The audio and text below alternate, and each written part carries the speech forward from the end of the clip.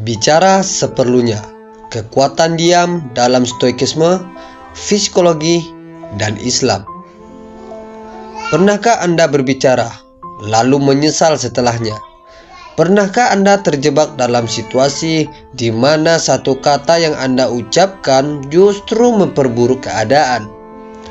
Atau mungkin Anda pernah mengalami saat di mana seseorang yang Anda percayai membocorkan rahasia Anda? Mari kita jujur, dalam banyak situasi kita cenderung berbicara lebih banyak daripada yang diperlukan. Kita merasa perlu mengomentari segala hal, membela diri dalam setiap argumen, atau sekedar mengisi keheningan dengan kata-kata yang tidak terlalu berarti. Padahal dalam banyak kasus, diam adalah pilihan yang lebih kuat. Dalam filsafat stoikisme, ada kebijaksanaan mendalam dalam berbicara seperlunya. Dalam psikologi, ada dampak nyata dari berbicara berlebihan terhadap kredibilitas dan kesehatan mental. Dan dalam Islam, menjaga lisan bukan hanya soal adab, tetapi juga bagian dari iman. Nah, di video kali ini kita akan membahas mengapa terlalu banyak berbicara bisa menjadi sumber masalah. Bagaimana filosofi stoikisme mengajarkan kita untuk mengendalikan kata-kata.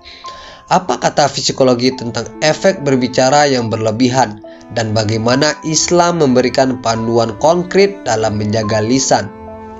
Saya juga akan membagikan teknik dan strategi praktis untuk membantu Anda berbicara lebih bijak, lebih efektif, dan hanya pada saat yang benar-benar diperlukan. Jadi, pastikan Anda menonton sampai akhir, karena wawasan ini bisa mengubah cara Anda berkomunikasi dan membawa Anda ke tingkat kebijaksanaan yang lebih tinggi. Sebelum kita mulai, bantu channel ini untuk berkembang dengan menekan tombol like, subscribe, dan share video ini. Dukung terus agar semakin banyak orang yang mendapatkan manfaat dari pembahasan seperti ini. Jika Anda ingin melihat lebih banyak video yang membahas stoikisme, psikologi, dan pengembangan diri, pastikan Anda mengaktifkan lonceng notifikasinya. Dan sekarang, mari kita mulai. Yang pertama, kebijaksanaan dalam berbicara menurut stoikisme. Dalam stoikisme, ada satu prinsip utama: kendalikan hal yang bisa Anda kendalikan dan lepaskan yang tidak bisa Anda kendalikan. Kata-kata adalah salah satu hal yang bisa kita kendalikan. Namun ironisnya, banyak orang justru gagal mengendalikan lisan mereka. Mereka berbicara tanpa berpikir, membiarkan emosi menguasai lidah, dan akhirnya menyesal setelahnya. Epictetus, salah satu filsuf stoik, pernah berkata bahwa kita memiliki dua telinga dan satu mulut agar lebih banyak mendengar daripada berbicara. Bagi para stoik, berbicara seperlunya bukan hanya soal menghemat kata, tetapi juga soal memahami bahwa kata-kata memiliki konsekuensi. Marcus Aurelius dalam Meditation sering menekankan bahwa orang bijak bukanlah orang yang selalu berbicara, tetapi orang yang tahu kapan harus berbicara dan kapan harus diam. Dalam banyak situasi, diam adalah bentuk kendali diri yang paling tinggi.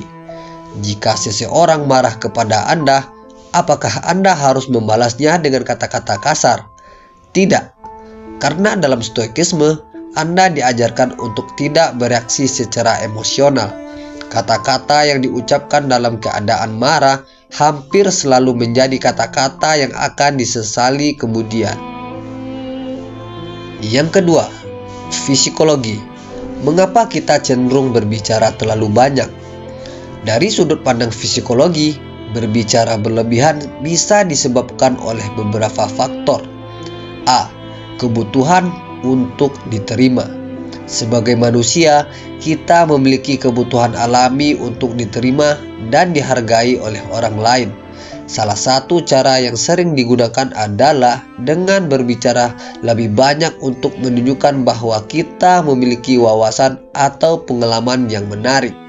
Namun, penelitian menunjukkan bahwa orang yang terlalu banyak berbicara justru dianggap kurang kredibel dan kurang menarik dibandingkan dengan mereka yang berbicara seperlunya. B. Rasa cemas dan gugup. Banyak orang berbicara tanpa henti karena merasa tidak nyaman dengan keheningan. Mereka takut bahwa diam akan membuat mereka terlihat bodoh atau tidak menarik. Padahal, dalam komunikasi yang efektif, keheningan seringkali lebih kuat daripada kata-kata. C. Kurangnya kesadaran diri. Seringkali kita berbicara tanpa menyadari dampaknya terhadap orang lain.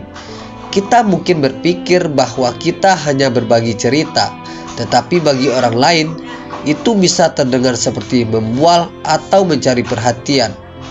Kesadaran diri adalah kunci untuk memahami kapan kita perlu berbicara dan kapan kita harus diam. Yang ketiga, Islam dan adab dalam berbicara. Dalam Islam, berbicara bukan hanya sekedar komunikasi, tetapi juga bagian dari ibadah dan akhlak.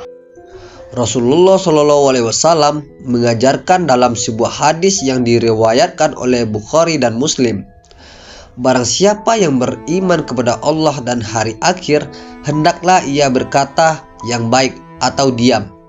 Dalam Islam, menjaga lisan adalah bagian dari menjaga hati. Berbicara terlalu banyak bisa membuka pintu bagi dosa, baik itu dalam bentuk gosip, fitnah, atau ucapan yang menyakiti orang lain. Al-Quran juga mengingatkan bahwa setiap kata yang kita ucapkan akan dicatat oleh malaikat, seperti dalam surah Kahf ayat 18. Tidak ada suatu kata yang diucapkannya melainkan ada di sisinya malaikat pengawas yang selalu siap mencatat. Jadi, apakah setiap kata yang kita ucapkan benar-benar bermanfaat? Ataukah kita hanya berbicara karena kebiasaan tanpa mempertimbangkan dampaknya? Yang keempat, bagaimana menerapkan prinsip ini dalam kehidupan sehari-hari? Sekarang pertanyaannya, bagaimana kita bisa mulai menerapkan prinsip ini dalam kehidupan sehari-hari? A. Latih diri untuk mendengarkan lebih banyak. Berhentilah berbicara hanya untuk merespon. Coba dengarkan dengan penuh perhatian tanpa langsung ingin membalas atau memberikan pendapat. B. Gunakan prinsip think. Sebelum berbicara, tanyakan kepada diri sendiri. T-nya yang arti true, apakah ini benar? H-nya yang berarti helpful, apakah ini bermanfaat? I. Inspiring, apakah ini menginspirasi? Yang N-nya adalah necessary, apakah ini perlu? K-nya adalah kind, apakah ini baik? Jika tidak memenuhi kriteria ini, mungkin lebih baik untuk diam. C. Berlatih diam. Biasakan untuk tidak langsung bereaksi terhadap situasi.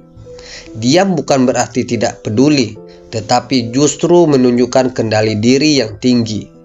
Berbicara seperlunya bukan hanya sekedar menahan kata-kata, tetapi juga soal memilih kata yang tepat dan bermakna. Dengan memahami stoikisme, psikologi, dan ajaran Islam, kita bisa melatih diri untuk lebih bijaksana dalam berbicara. Jika Anda merasa video ini bermanfaat, jangan lupa untuk like, subscribe, dan share ke teman-teman Anda. Dan jangan berhenti di sini. Di channel ini ada banyak video lain yang membahas stoikisme, motivasi, dan pengembangan diri. Tonton video lainnya untuk terus memperkaya wawasan Anda. Sampai jumpa di video berikutnya. Terima kasih.